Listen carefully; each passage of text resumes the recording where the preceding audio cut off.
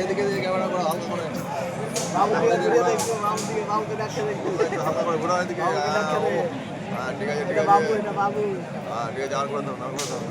না না তোকে দিব ক্যামেরা ছিল না না এই আর একটা কথা বলি, আমরা রাস্তা পথঘাটে তো চলাফেরা করছি, প্রত্যেকটা ঈদ এবং বকরা ঈদের সময় আমরা এটাকে খুব ভালোভাবে উপলব্ধি করতে পেরেছি যে কিছু কিছু ছেলে পেলে মানে এমন ভাবে গাড়ি চালায় আর কি, যে মানে কি মানে কল্পনা করা যায় না। আর একটা বিচ্ছিরি অবস্থায় যে কোনো সময়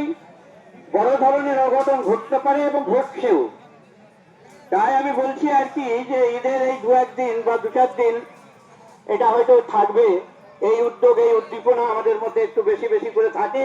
আর সেই উদ্দীপনার বশীভূত হয়ে আমরা গাড়ি ঘোড়া এমন ভাবে চালাই